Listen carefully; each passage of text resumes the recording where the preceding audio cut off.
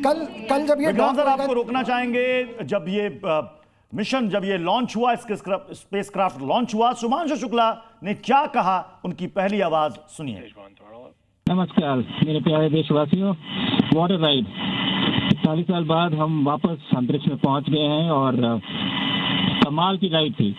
इस समय हम 7.5 किलोमीटर प्रति सेकंड की रफ्तार से पृथ्वी के चारों तरफ घूम रहे हैं और मेरे कंधे पे मेरे साथ मेरा तिरंगा है, जो मुझे बता रहा है कि नहीं हूँ, मैं आप सबके साथ हूँ। ये मेरी इंटरनेशनल स्पेस स्टेशन तक की जर्नी की शुरुआत नहीं है, ये भारत के ह्यूमन स्पेस प्रोग्राम की शुरुआत है और मैं चाहता हूं कि आप सभी देशवासी इस यात्रा का हिस्सा बने। आपका भी सीना दिल से चौड़ा होना चाहिए, आप भी उतना ही एक्साइटमेंट दिखाइए। आइए हम सब मिलकर भारत के इस ह्यूमन स्पेस प्रोग्राम की जर्नी की शुरुआत करें। धन्यवाद। जय हिंद, जय भारत। नमस्कार मेरे प्यारे देशवासियों, वॉट अ राइड। 40 साल बाद हम वापस अंतरिक्ष में पहुंच गए हैं और कमाल की राइड थी। इस समय हम 7.5 किलोमीटर प्रति सेकंड की रफ्तार से पृथ्वी के चारों तरफ घूम रहे हैं और मेरे कंधे पे मेरे साथ मेरा तिरंगा है, जो मुझे बता रहा है कि नहीं हूँ, मैं आप सबके साथ हूँ। ये मेरी इंटरनेशनल स्पेस स्टेशन तक की जर्नी की शुरुआत नहीं है, ये भारत के ह्यूमन स्पेस प्रोग्राम की शुरुआत है और मैं चाहता हूं कि आप सभी देशवासी इस यात्रा का हिस्सा बने। आपका भी सीना दिल से चौड़ा होना चाहिए, आप भी उतना ही एक्साइटमेंट दिखाइए। आइए हम सब मिलकर भारत के इस ह्यूमन स्पेस प्रोग्राम की जर्नी की शुरुआत करें। धन्यवाद। जय हिंद, जय भारत। जय हिंद, जय भारत।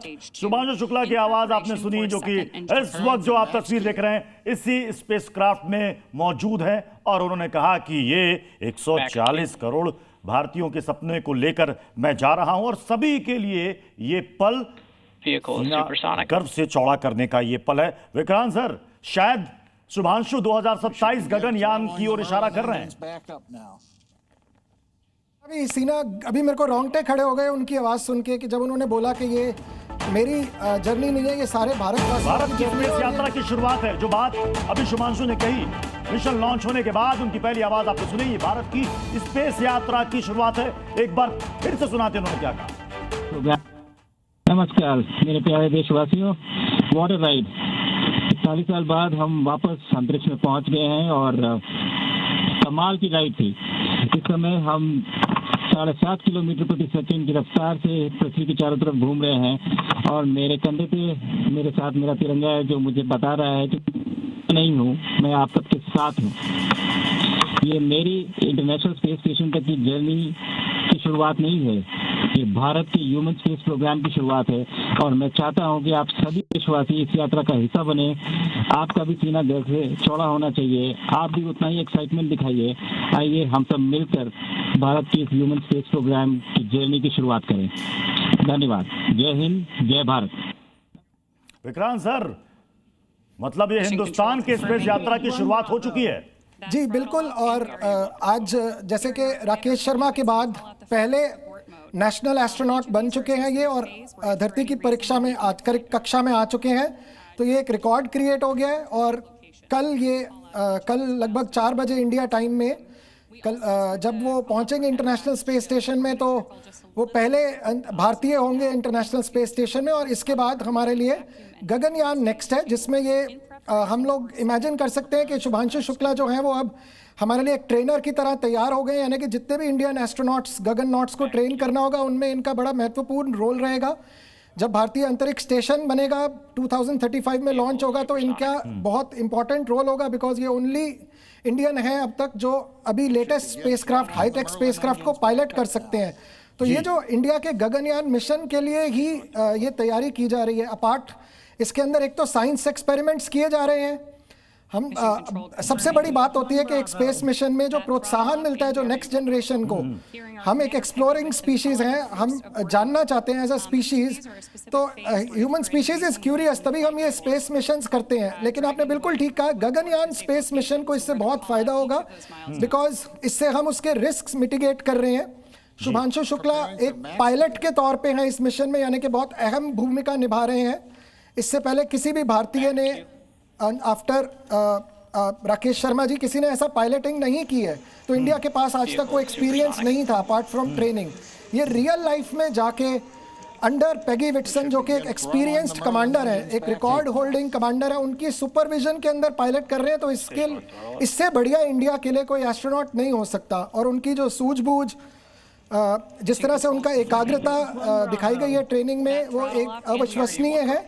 और he is a wonderful leader for Indian space programme. So we are all proud of our nation and Shubhanshu Shukla. It's like Kalpana Chawla हमारे को बहुत प्रोत्साहन दिया, सेम वे में आज मैं बोल रहा हूँ। तो बहुत सालों से इंडिया की वेट चल रही थी कि इंडिया से एक space mission, human space mission हो। तो आज एक सपने को एक सच करते हुए हम देख रहे हैं ये। So it's a moment to remember.